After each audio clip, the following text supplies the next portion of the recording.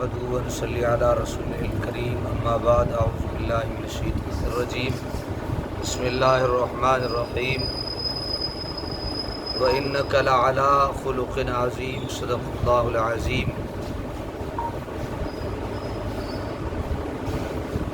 سامعین محترم، آج کا ہمارا موضوع ہے رسول اکرم صلی اللہ علیہ وسلم بحیثیت تاجر۔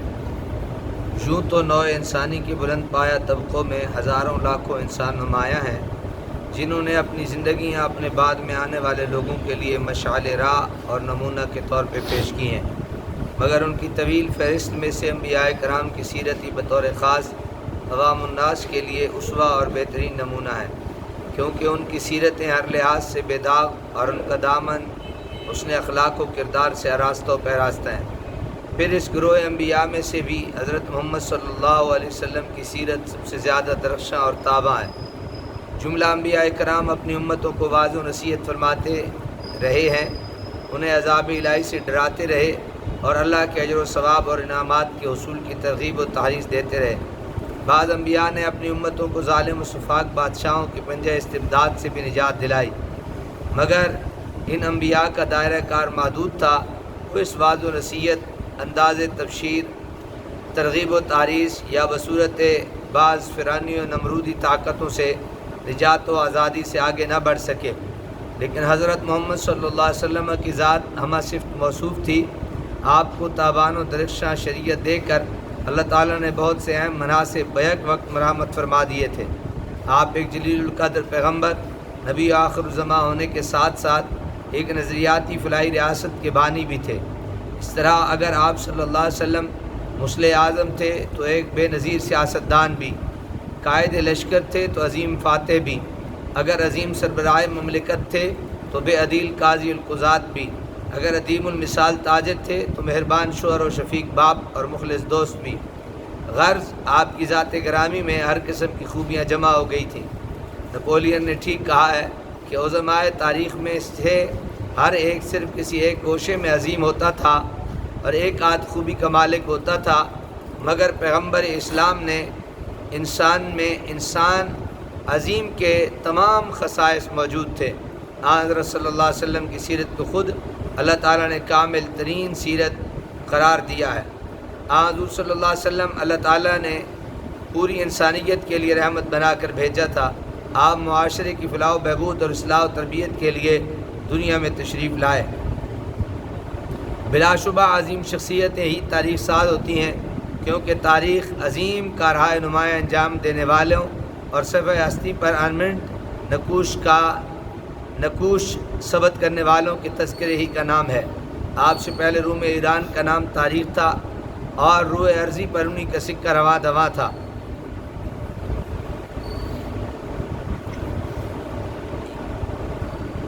یہ تاجر پیشہ لوگ دوسرے باشندوں کی نسبت اور آسودہ تھے۔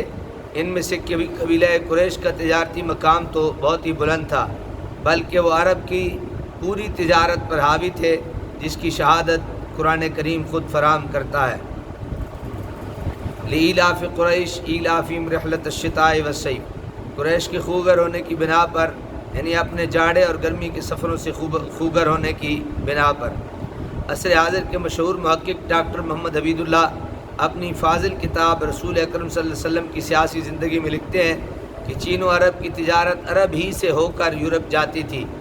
قریش کا عرب کی تجارت پر حاوی ہونا مصر و شام، عراق و ایران، یمن و عمان، حبش و سندھ وغیرہ سے انہوں نے تجارتی کا معاہدے ایلاف کر رکھے تھے، اور رحلت الشتاء والصیف کے باعث شمال و جنوب کے جس طرح قلابے ملاتے رہتے تھے وہ سب جانتے ہیں۔ حضرت محمد صلی اللہ علیہ وسلم نے خانوادہ قریش میں ہی آنکھ کھولی، اسی تجارتی ماحول میں نشو و نما پائی، لہٰذا آپ تجارت جیسے مقدس پیشہ سے الگ کیسے رہ سکتے تھے؟ آپ کے چچا حضرت ابو طالب بھی تاجر تھے، تجارت کے دور دراز کے سفر اختیار کیا کرتے تھے۔ دادا کی وفات کے بعد انہوں نے آپ کی پرورش کا ذمہ اپنے کندھوں پر اٹھایا اور آپ کو اپنی اولاد سے بڑھ کر محبوب رکھا۔ اسی محبت کی بنا پر آپ کو اپنے ساتھ ان سفروں میں لے جانے لگے۔ آپ پہلی بار 12 سال 2 ماہ کی عمر میں اپنے چچا ابو طالب کی معیت میں شام کی طرف روانہ ہوئے۔ اسی سفر میں عیسائی یا بقول بعض یہودی راہب بحیرہ کی آپ سے ملاقات ہوئی، اس نے حضور پرنور صلی اللہ علیہ وسلم کے پرجلال چہرے پر علامات نبوت دیکھی اور آپ کو آنے والے نبی کی پیشگوئی کا مصداق پایا۔ تو حضرت ابو طالب کو تاکید کی کہ یہ لڑکا بڑا ہو کر عظیم انسان بنے گا، لہذا اسے شام کے یہودی دشمنوں سے بچایا جائے۔ چنانچہ حضرت ابو طالب نے فی الفور آپ کو مکہ واپس بھیج دیا۔ آپ کو تجارت سے بڑی دلچسپی تھی۔ آپ اپنے پیارے چچا ابو طالب کے کندھوں کو، جو پہلے ہی کثیر العیال تھے، مزید گراں بار نہ کرنا چاہتے تھے، اس لیے تجارت کو جاری رکھا۔ آپ اپنے تجارتی معاملات بڑی دیانتداری سے نبھاتے، راست بازی اور صدق و دیانت کا بڑا خیال رکھتے۔ کاروبار کی کامیابی اور اپنی ساکھ برقرار رکھنے کے لیے صدق و دیانتداری کے دو سیدھے سادے اصول ہیں۔ بالفاظ دیگر راست بازی اور دیانتداری پر ہی دکان تجارت کا چمکنا ممکن ہو سکتا ہے۔ چنانچہ حضرت محمد صلی اللہ علیہ وسلم جلد ہی اپنے اوصاف کی بنا پر مکہ کے کامیاب ترین تاجر ثابت ہو گئے اور پوری قوم میں آپ کا نام صادق اور امین مشہور ہو گیا۔ آپ کی راست بازی اور اس نے کردار کا سکہ ہر فرد و بشر کے دل پر بیٹھ گیا اور مکہ کے بڑے بڑے تاجر اور مالدار یہ خواہش کرنے لگے کہ آپ صلی اللہ علیہ وسلم ان کے سرمایہ اپنے ہاتھ میں لے کر ان کے کاروبار چمکائیں۔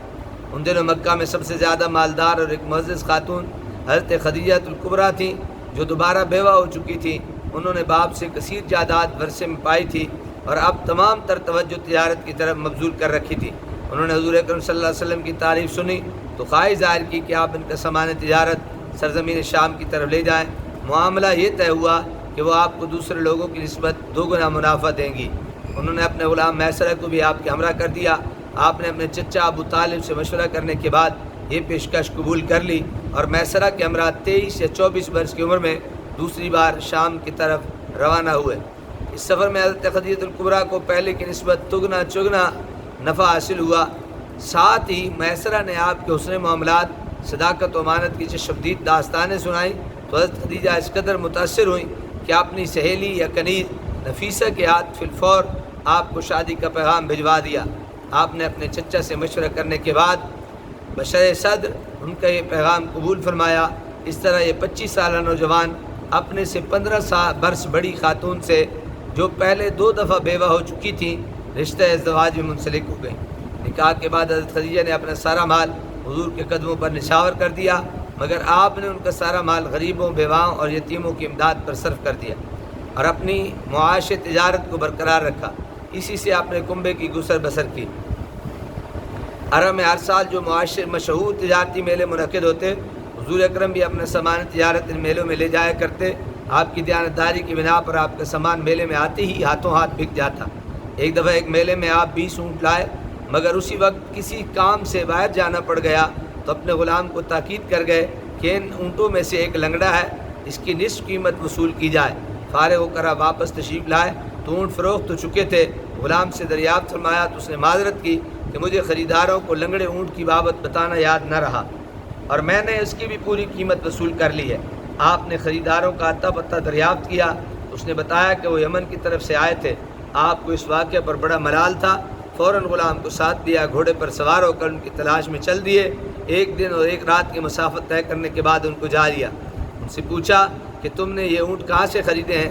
وہ بولے ہمارے مالک نے ہمیں یمن سے میلے میں محمد بن عبداللہ کی تمام اونٹ خریدنے کے لیے بھیجا تھا اور تاکید کی تھی کہ اس کے سوا کسی اور سے کچھ سامان نہ خریدنا۔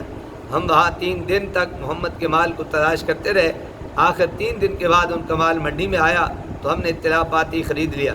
آپ نے فرمایا بھائیو، ان میں سے ایک اونٹ لنگڑا ہے، سودا کرتے ہوئے میرے ملازم کو بتانا بھول گیا، اب وہ اونٹ مجھے دے دو اور اس کی قیمت واپس لے لو، یا پھر اس کی آدھی قیمت مجھ سے وصول کر لو۔ اتفاق سے انہیں ابھی تک اونٹ کے لنگڑے پن کا علم نہ تھا، مگر آپ صلی اللہ علیہ وسلم نے وہ اونٹ فوراً پہچان لیا اور اونٹ ان سے لے کر اس کی قیمت واپس کر دی۔ بعد میں جب آپ نے اعلان نبوت فرمایا تو انہوں نے کہا ہم تو پہلے ہی سوچتے تھے ایسا شخص کوئی معمولی آدمی نہیں ہو سکتا۔